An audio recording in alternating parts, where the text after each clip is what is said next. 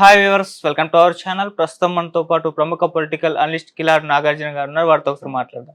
Sir నమస్కారం. Sir నమస్తే. Sir ఏపీలో ఎన్నికల ఫలితాల తర్వాత వైసీపీ కార్యకర్తలపైన తీవ్ర స్థాయిలో దాడులు జరుగుతున్నాయి. వైఎస్ఆర్ గారి విగ్రహాలపైన కూడా దాడులు జరుగుతున్నాయి. మీరు చేస్తున్నారని వారు చేస్తున్నారని మీరు, ఇలా ఒకరి మీద ఒకరు చెప్పుకుంటుంటే ఈ పగా ప్రతీకాలను ఎప్పటికీ తీరవు. సో దీనిపైన ఏదో ఒకటి క్లారిటీ తెచ్చుకోండి అని చెప్పేసి షర్మిల గారు చంద్రబాబు నాయుడు గారికి ఒక లేఖ రాయడం చూస్తున్నాం సార్. ఆమె అభినందనలు తెలియజేస్తున్నాయి. ఈ అంశాలన్నీ కూడా ప్రస్తావించడం జరిగింది. మరి దీనిపైన మీ ఒపీనియన్ ఏంటి సార్? దాడులు అనేటువంటివి ఎవరి మీద చేసినా, ఏ రూపేణ చేసినా, ఎందుకు చేసినా సభ్య సమాజం అనేటువంటిది దాన్ని ఖండించాల్సిందే. పౌర సమాజంగా అందరం కూడా తప్పు పట్టాల్సిందే. కానీ ఒక సమస్య ఇవాళ వచ్చింది అంటే ఆ సమస్యని ఆ రోజు సమస్యగా మనం చూడకూడదు. దీనికి దారి తీసినటువంటి పరిస్థితులు ఏంటనేటువంటిది ముందు పరిశీలించాలి. ఇవాళ ఎన్టీఆర్ హెల్త్ యూనివర్సిటీ అనేటువంటి పేరు అక్కడ పెట్టి ఎన్టీ రామారావు దానికి ఆద్యుడు. అదొక మెడికల్ కాలేజ్. సిద్ధార్థ అకాడమీ వాళ్ళు పెట్టినటువంటి మెడికల్ కాలేజీని రాష్ట్రానికి ఒక యూనివర్సిటీ కావాలని ఆయన హ్యాండ్ ఓవర్ చేసుకొని చేస్తే ఆయన పేరు పెడితే దాన్ని తీసేసి వైఎస్ఆర్సీపీ అని పేరు పెట్టినప్పుడు ఆయన అభిమానులు మిగతా వాళ్ళు వాళ్ళ మనోభావాలు దెబ్బతినవా? ఎవరో ఏదో ఒక మాట అన్నారని చెప్పి నన్ను అంటే మా కార్యకర్తల మనోభావాలు దెబ్బతిని ఎవరికో బీపీ వచ్చింది, అందుకని తెలుగుదేశం ఆఫీసులోకి వెళ్ళి పగలగొట్టారని సాక్షాత్తు జగన్మోహన్ రెడ్డి ముఖ్యమంత్రిగా మాట్లాడారు. ఏం బీపీ అనేది మీకు మాత్రమే, మీ అనుచరులకు మాత్రమే వస్తుందా? అవతల వాళ్ళు ఉప్పు కారం తినటం లేదా? 5 సంవత్సరాల పాటు వాళ్ళ మీద జరిగినటువంటి దాడులు, వాళ్ళ నాయకుల్ని జైల్లో వేసి సాక్షాత్తు చంద్రబాబు నాయుడు గారినే తీసుకెళ్లి మీరు పెట్టినటువంటి 52 రోజుల పాటు జైల్లో పెట్టి మీరు చేసిన చిత్రహింస, వాళ్ళకి బీపీలు రావా? వాళ్ళ నాయకుడిని లోపల పెడితే ఇవాళ వాళ్ళకి అవకాశం వచ్చింది కాబట్టి వాళ్ళు చేస్తున్నారు. దీన్ని మనం సమర్థించడం కాదు. కానీ ఇవాళ వాళ్ళు దెబ్బలు మాత్రమే కొడుతున్నారు, కోడిగుళ్ళు టమాటాలు మాత్రమే వేస్తున్నారు. గతంలో మీరేం చేశారు? ఒక అనంతబాబు అనేటువంటి ఎమ్మెల్సీ ఒక దళితుడిని డ్రైవర్ని చంపేసి డోర్ డెలివరీ ఇచ్చారు. ఒక దళిత డాక్టర్ని పిచ్చోడని మాస్క్ అడిగినందుకు పిచ్చోడని ముద్రేసి నడి రోడ్లో కొట్టి అతను చనిపోయేటట్టు చేశారు. అక్కని టీజ్ చేస్తున్నటువంటి ఎందుకు మీరు ఇది చేస్తున్నారని అడిగిన 15 ఏళ్ల కుర్రాడిని రోడ్డు మీద వేసి పెట్రోల్ పోసి తగలబెట్టారు. జై జగన్ అను వదిలేస్తాం, జై చంద్రబాబు నాయుడు అంటే చంపుతామంటే జై చంద్రబాబు నాయుడు అన్నందుకు పీక కోసి చంపారు. ఇవన్నీ మర్చిపోతారా?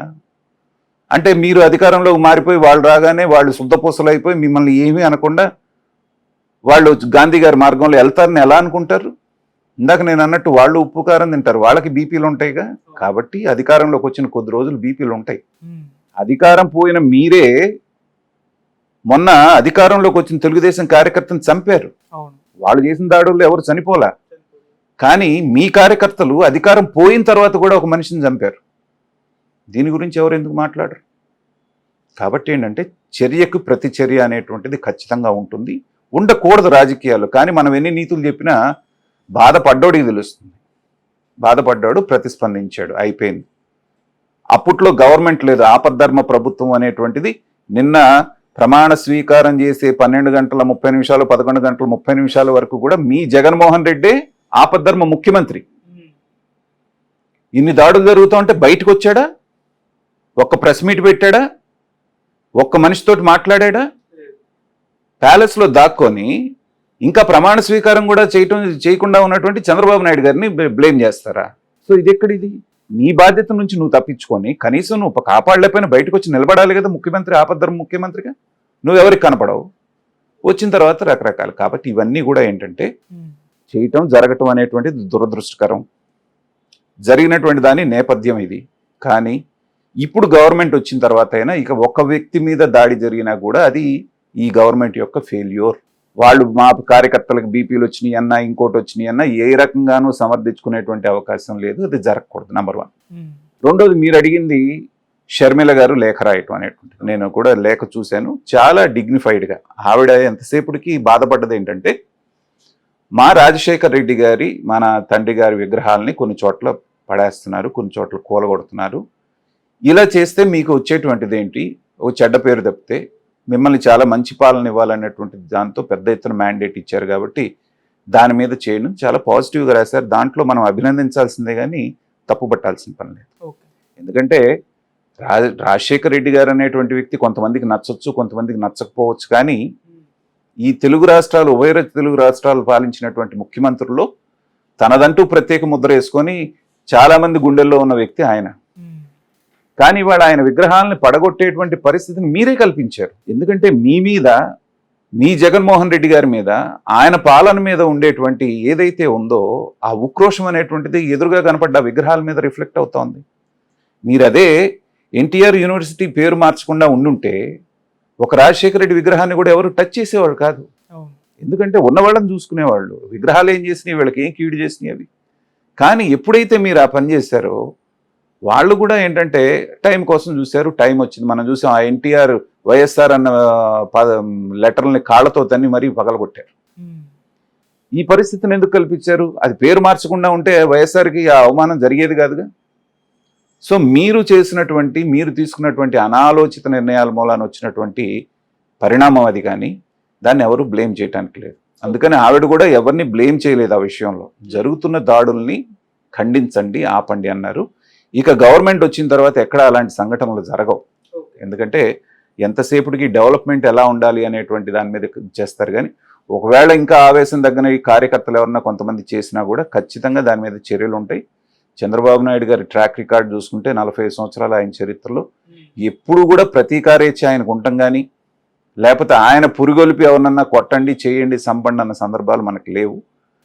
ఆయన ఎంతసేపటికి ఏంటంటే తన పని మీద తను చేసుకెళ్తాడే కానీ, ఏదన్నా ఉంటే రాజకీయంగా ఎదుర్కొందాం అంటారే కానీ ఇలాంటి వాటిని ప్రోత్సహించడం అనేటువంటిది ఒక రాజకీయ పరిశీలకుడికి నాకున్నటువంటి అవగాహన. ఓకే సార్, ఇప్పుడు అంటే దాడికి గురైన ఆ కార్యకర్తలందరి దగ్గరికి కూడా జగన్మోహన్ రెడ్డి గారు ఓదార్పు యాత్రగా వెళ్ళబోతున్నారని వార్తలు రావడం మనం చూస్తున్నాం. మరి ఆల్రెడీ ఒకసారి ఆయన ఓదార్పు యాత్ర చేశారు. అప్పుడు ఆయన్ని కాస్త అధికారంలోకి తీసుకురావడంలో అది హెల్ప్ చేసింది. మరి ఇప్పుడు ఇది ఏ రకంగా మేలు కలిగిస్తుంది ఆయనకంటారు? దీనికి ఒక ఉదాహరణ చెప్తాను నేను. ఎన్టీ రామారావు గారు ఉండేవారు. ఆయన తెలుగు జాతి ఉన్నంత వరకు ఆయన ఎవరు మర్చిపోరు. ఆయన ఇలా బయటకు వస్తున్నాడు అంటే లక్షలాది మంది జనం ఆయన కోసం తండోపతండాలుగా వచ్చేవారు ఆ రోజుల్లో, ఎక్కడికి వెళ్ళినా. కానీ ఆయన అధికారం ఆయన చేతిలో నుంచి చంద్రబాబు నాయుడు గారు తీసుకున్న తర్వాత, ఎమ్మెల్యేలు అందరూ కూడా ఆయనతో పాటు వెళ్ళిపోయిన తర్వాత దానికి కారణం ఏంటనేటువంటిది అందరికీ తెలుసు. లక్ష్మీ పార్వతి అనేటువంటి వ్యక్తి రాజ్యాంగేతర శక్తిగా ఎదుగుతూ అన్నిట్లో కల్పించుకుంటూ ఎన్టీ రామారావు గారిని డమ్మింగ్ చేసేసి తనే అధికార పక్కాలు చేపట్టబోతుంది అనేటువంటి ఫీలర్ వచ్చిన తర్వాత జరిగినటువంటి సంఘటన. అది జరిగిన తర్వాత అదే ఎన్టీ రామారావు గారు అదే చైతన్య రథం వేసుకొని అదే లక్ష్మీపార్వతిని వెంట పెట్టుకొని ఆయన ప్రజల్లోకి వెళ్తే పట్టుమని 100 మంది కూడా రాలా ఆయన చూడటానికి. అంతటి గొప్ప ఎన్టీ రామారావు. మన సమకాలీన చరిత్రలో ఆయన పోల్చినటువంటి నాయకులు ఎవరు లేరు. మరి అదే నాయకుడికి ఆ రోజున బ్రహ్మరథం పట్టిన వాళ్ళు ఎందుకు రాలేదు అంటే నువ్వు చేసింది తప్పు అని వాళ్ళు నమ్మారు కాబట్టి. ఇవాళ కూడా నువ్వు తప్పు చేస్తున్నావు అనేటువంటిది, నువ్వు చేసింది తప్పు అని వాళ్ళు నమ్మారు కాబట్టి 151 సీట్ల దగ్గర నుంచి వై నాట్ 175 అన్న నిన్ను 11 సీట్లకు పరిమితం చేశారు. అంటే నీ మీద ఎంత ఆగ్రహం ఉంటే ఆగ్రహాన్ని అలా వ్యక్తం చేశారు. అది కూడా 5,000 10,000 మెజారిటీలు కాదు, 106 మందికో 120 మందికో 25,000 పై మెజారిటీ, 93,000 హైయెస్ట్ మెజారిటీ. అంటే ఏంటి, ఎంత ఆగ్రహం వ్యక్తం చేశారు. నీకు 40% ఓట్లు వచ్చినప్పటికీ కూడా సీట్లు పరంగా నీకు 11 వచ్చినాయి. కాబట్టి ఇవాళ నువ్వు వాళ్ళు దెబ్బలు తిన్నారని వాళ్ళని ఓదారుస్తానని, లేకపోతే నేను ఓడిపోయానని, ఎవరో చచ్చిపోయారు, గుండెకి చచ్చిపోయి ఇంతకుముందు ఆ నాటకాలన్నీ జరిగినాయి. వాళ్ళ నాన్నగారు చనిపోతే అందరు చచ్చిపోయారు, ఓదార్పు యాత్ర అంటే అందరూ కాస్త ఆలోచన పరులు అందరూ వేసిన ప్రశ్న ఒకటే, మిగతా వాళ్ళందరూ చచ్చిపోయారు, మీ నాన్నగారు చచ్చిపోయారని. కానీ మీ ఫ్యామిలీలో ఎంతమంది చచ్చిపోయారు? ఫ్యామిలీ మెంబర్స్కే కదా అత్యంత దగ్గరగా ఉండేది. ఒక కొడుకు చనిపోలేదు, ఒక కూతురు చనిపోలేదు, ఒక భార్య చనిపోలేదు, లేకపోతే బాగా దగ్గర బంధువులు ఎవరు చనిపోలేదు.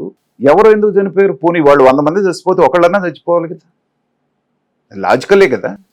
సో ఇలాంటివి ఒకసారి నమ్ముతారు, 2 సార్లు నమ్ముతారు. వెనక మనకి చిన్నప్పుడు నాయన పులి వచ్చి అని ఒక కథ ఉండేది. ఒకసారి నమ్మాడు, 2వ సారి నమ్మాడు, 3వ సారి నువ్వు నిజం చెప్పినా కానీ నమ్మలా. దాంట్లో ఆ కథలో ఉన్న నీతి అది. సో ఒకే డ్రామా 4 సార్లు వేస్తాము అంటే ఏంటంటే, నేను చెప్పిన ఎన్టీ రామారావు గారికి ఏదైతే ట్రీట్మెంట్ వచ్చిందో అదే ట్రీట్మెంట్ ఆయనకు కూడా వస్తుంది. కాబట్టి ప్రజల మనసు, ప్రజల నాడిని బట్టే రాజకీయ నాయకుడు వెళ్ళాలి. కానీ వెనకెప్పుడు పాత చింతకాయ పచ్చడి ఈ ఫార్ములాలు మేము వాడతాము అంటే వర్కౌట్ కావు. Thank you so much.